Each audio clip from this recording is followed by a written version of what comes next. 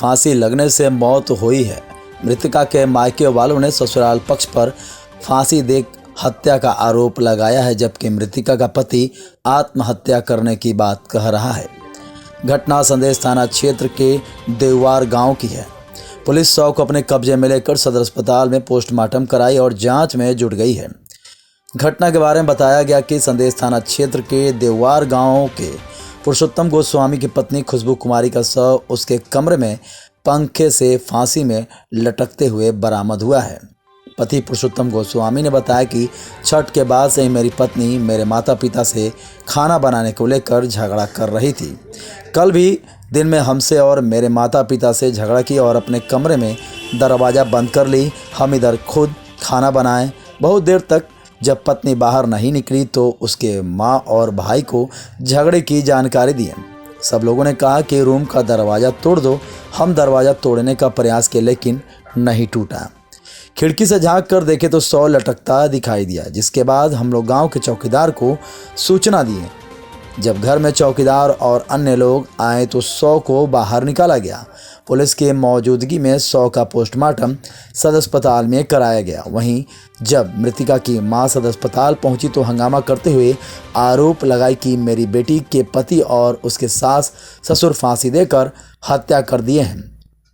दोनों पक्षों के बात को सुनकर संदेश थाना की पुलिस जांच कर रही है।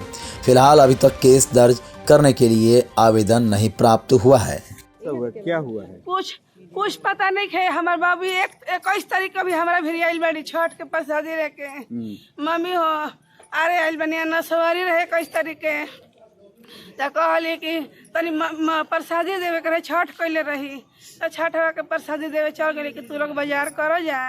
हम गड़िया से देख के चलो तनी डीएम से फिर चल शादी कैला हमरा बहुत दुख देले बान बड़ी माँ बियाह है राती से मार पीटत रहे लसन।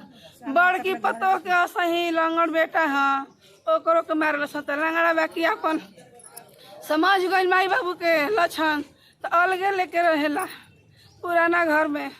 कैसे हादसा हुआ कुछ पता है? एकर माई खाली कहता नु लइकिया से त हमर कल बातें न भइल ह। हमरा के सवेरे फोन कैलस कि ए मम्मी जी रूस के घर में केवाड़ी बंद कर दिले बिया हम खाना बनैनी ह तनी कह दी उठ के खा ले वो तो हम यह बात सुन के फोन कैनी। फोन उठाते नहीं के बचिया मुआ दिले बड़ा सा तो फोन कहाँ से उठाओ सवेरे ही से झूठ हो के फोन कहियो फोन ना करेला। कल बार बार फोन कर कहते कि मम्मी जी फोन के कही ना उठो। क्या करती थी लड़की? लड़की अभी कुछ ना करे एनम कइले बानी एनम का ट्रेनिंग कइले करवैले बानी हम ही है। ये आपके दामाद क्या करते हैं? अरे है स्वास्थ्य विभाग में मछली शहर में अथी करेला। स्वास्थ्य विभाग में कुछ मने कहाँ? यहीं पे प्राइवेट से मछली शहर यूपी में। अच्छा, करेला। कौन है उनकी? हम बेटी हमार है। क्या नाम है उसका? हमार बेटी के नाम है खुशबू। आपका? हमारा नीता देवी नाम है। कहाँ गाँव है? हमारा गांव है कारी छत रही ना बिहिया रही ना। कुछ बात नहीं है सर, बहुत मामूली से बात है। ये लोग के पति पत्नी का कुछ ऐसे में बात हुआ और ऐसा कर ली वो। हम लोग तो कुछ बोलबो नहीं किए हैं। वो लोग कुछ नहीं बोलते। हमारी वाइफ भी नहीं बोलती थी, हम लोग कुछ नहीं बोलते थे। चाहे सवेरे में उठो या 8 बजे उठो या 10 बजे उठो, जब मन जब उठो। मतलब लड़ाई झगड़ा कोई? कुछ नहीं, लड़ाई झगड़ा कुछ नहीं है।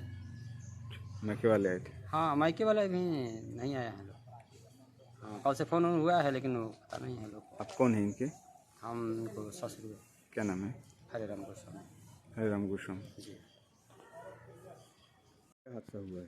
सर हम लोग रहते हैं जौनपुर में। ये और हम हम लोग फेस्टिवल जैसे अभी दीपावली था, छठ था, तो फेस्टिवल में हम लोग घर आए थे।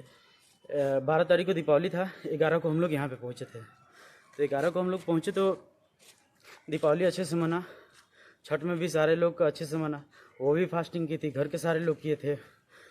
फिर इसके बाद 21 तारीख को मेरा एनिवर्सरी था।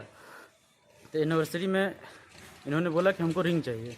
हम लोग आए यहाँ पे तनिष्क में देखे हम लोग। फिर यहाँ पे यहाँ भी नया कल्याण में हम लोग गए तो इनके साइज का सर इनका रिंग मिला नहीं।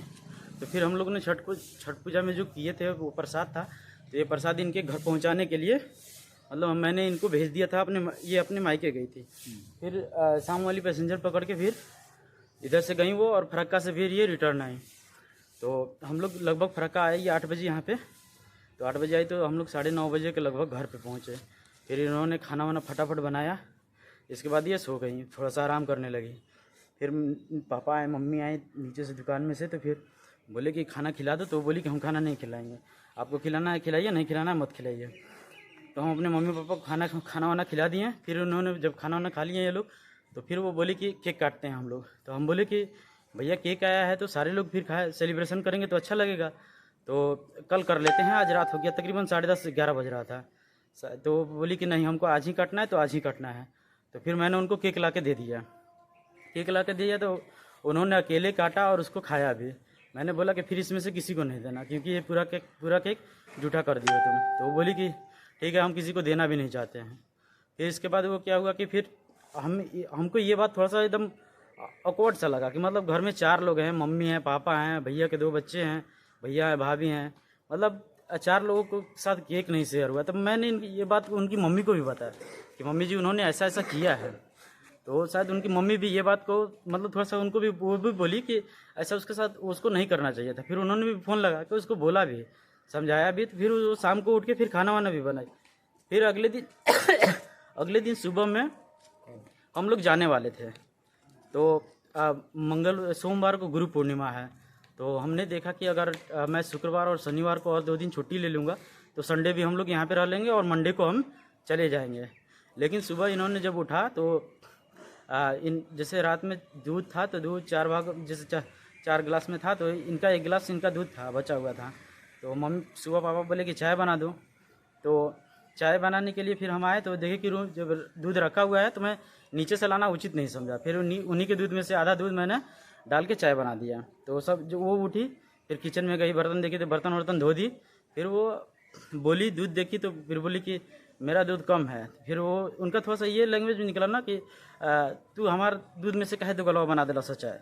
तो हमको थोड़ा सा अजीब सा लगा। हम बोले कि तो अकेले रहते हैं तो तुम कुछ भी बोलोगी तो चलेगा, यहाँ पे मम्मी है, पापा हैं, जो तुम बोल रही हो वो तुम्हारा सही लैंग्वेज नहीं है।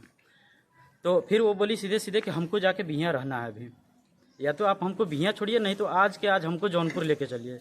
तो हम बोले कि और 2 दिन हम छुट्टी लगा दिए हैं, तुम 2 दिन और हम लोग यहाँ पे रहते हैं।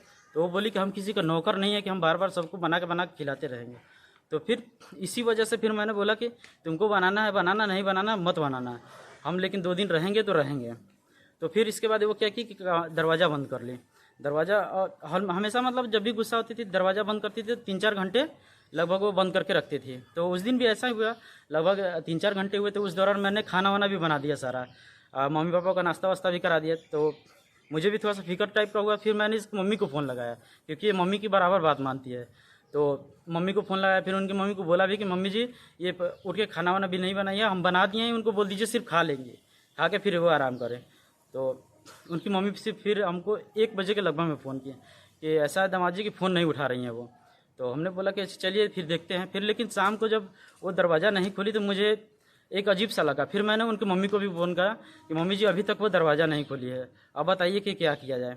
फिर मैंने उनको भाई को भी फ़ोन किया, तो भाई जी को उनको फ़ोन किया तो उन्होंने फिर बोला कि आप दरवाज़ा तोड़ दीजिए, दरवाज़ा तोड़ के देखिए कि क्या कर रही है। तो फिर मैंने दरवाज़ा तोड़ना, लेकिन मैंने तोड़ने का प्रयास किया, लेकिन दरवाज़ा टूटा नहीं हमसे। तो फिर मैंने क्या किया कि खिड़की था साइड में, जैसे उस साइड में अपोजिट साइड में, तो मैंने उसके खिड़की का शीशा तोड़ा। तो शीशा तोड़ा तो मैंने देखा कि पंखे से लटकी हुई है। तो फिर हम अपने गाँव के जो चौकीदार चाचा हैं उनको बुलाएं, फिर उन्होंने फिर पुलिस को बुलाया। फिर पुलिस ने सारा आके फिर वो लाश को फिर उतारा वहाँ से। मतलब लड़ाई का वजह नहीं समझ में आया। लड़ाई का बस वजह यही था कि हमको या तो आज आप हमको जौनपुर लेके चलिए, और नहीं तो हमको अपने मम्मी के पास छोड़ दीजिए। और मैंने बोला कि आप कौन हैं? मैं उनके हस्बैंड हैं, हम उनके हस्बैंड हैं। क्या नाम है उनका? उनका नाम खुशबू कुमारी है। आपका? मेरा नाम पुरुषोत्तम गोस्वामी है। कहाँ गाँव है? देवगार संदेश। वहीं आए थे ना? जी देवगार में हम लोग आए थे छठ पूजा करने। कौन थाना में? संदेश थाना में।